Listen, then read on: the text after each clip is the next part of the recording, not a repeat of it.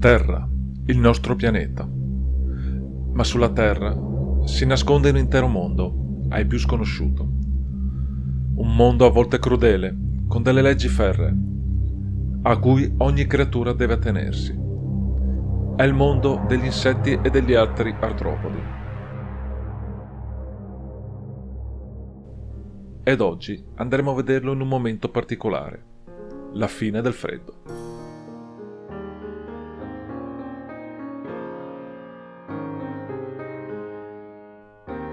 Questo microcosmo è praticamente immobile durante l'inverno, ma al primo sciogliersi delle nevi tutto sembra rimettersi in moto.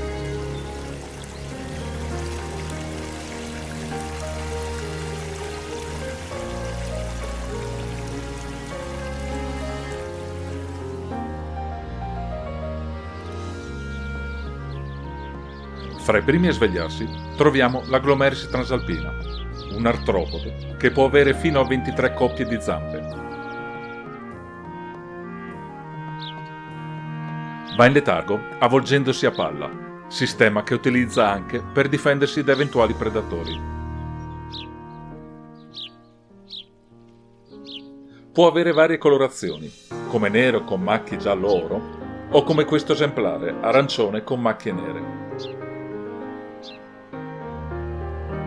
Normalmente vive nel sottobosco, dove si nutre di sostanze vegetali in disfacimento. Adesso che sveglia, incomincerà a cercare il cibo per rimettersi in forze.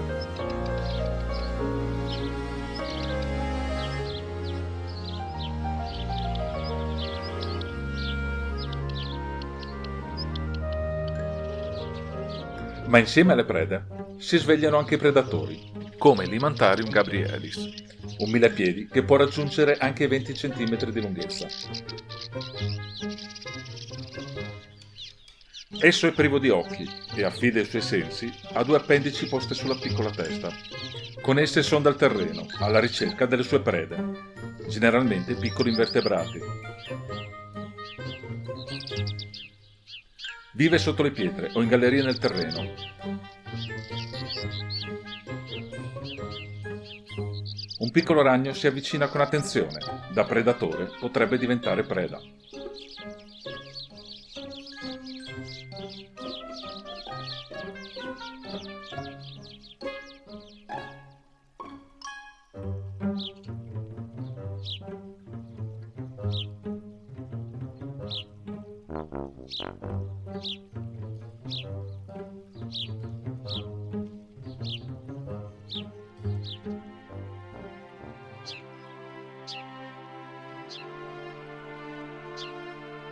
I fiori hanno un compito fondamentale in questo momento.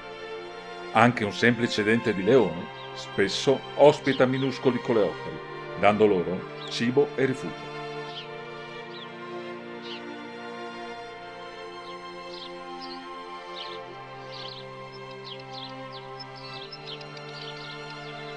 Con 350.000 specie, i coleotteri costituiscono il più grande ordine tra tutti gli organismi presenti sul pianeta, vegetali compresi.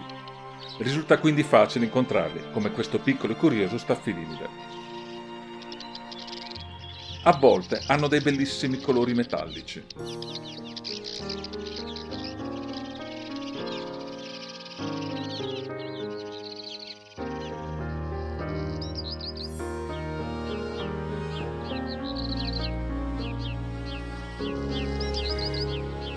Ovviamente tutti i fiori hanno la capacità di attirare insetti e anche le pratoline hanno i loro ospiti.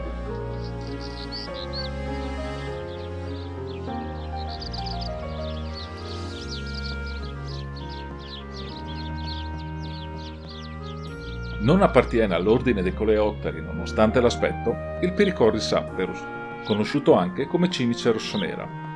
Esso appartiene invece all'ordine Rincota. Anche lui è attivo ai primi caldi. I colori sgargianti e le forme particolari disegnate sul dorso servono a scoraggiare i suoi predatori. Questa strategia di difesa è chiamata apossematismo.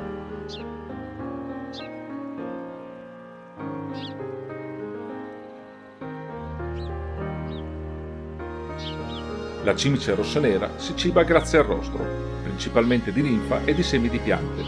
Le preferite sono malvacee e tigliacee.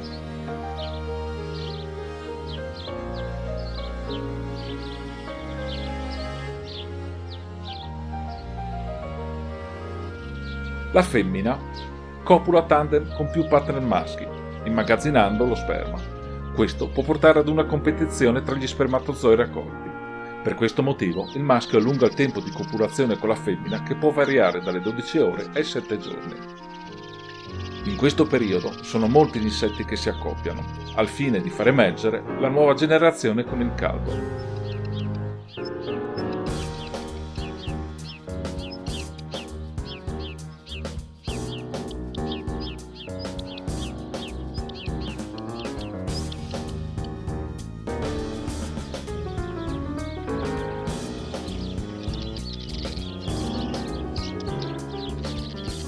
Non è difficile infatti incontrare gruppi di uova deposti sui nuovi germogli.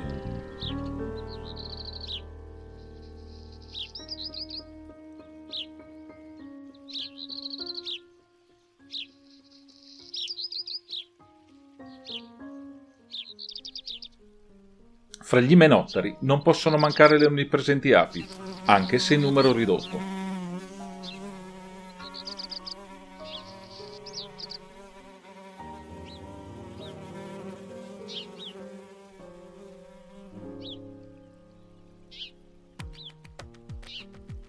Alzandosi le temperature, anche le formiche incominciano a muoversi.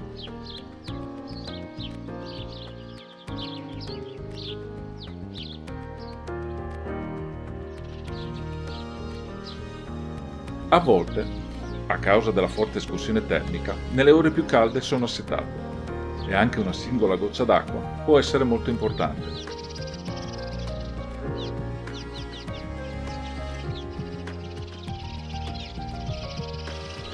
Si possono incontrare anche piccolissimi collemboli. Gli esemplari più grandi raggiungono a malapena i 5 mm di lunghezza. Ne osserviamo uno, intento a nutrirsi.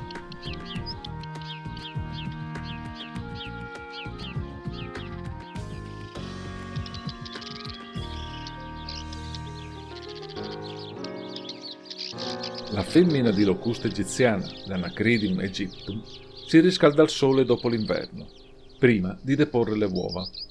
È una delle più grandi locuste europee, con i suoi 70 mm di lunghezza, facilmente riconoscibile dagli occhi, che presentano delle evidenti linee verticali scure.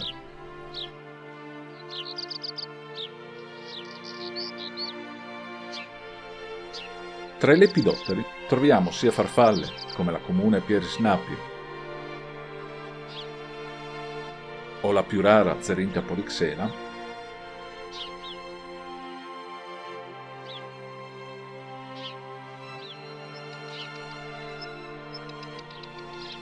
che falene, come la Macroglossum stellatarum, conosciuta anche come Sfinge colibrì o Sfinge del Galio.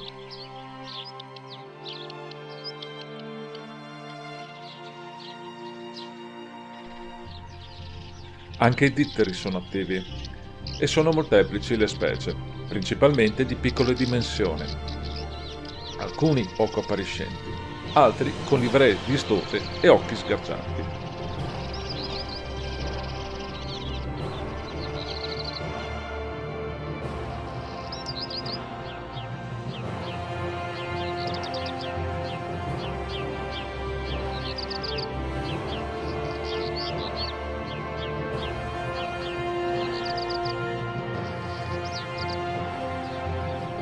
L'attività rimane prevalentemente diurna, considerato che le temperature notturne possono ancora arrivare intorno agli 0 gradi.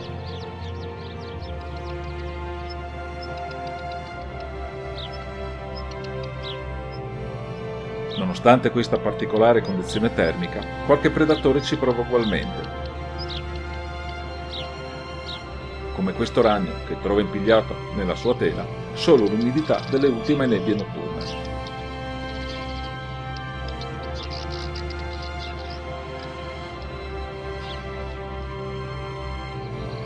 Ma le cose cambieranno con l'arrivo della primavera.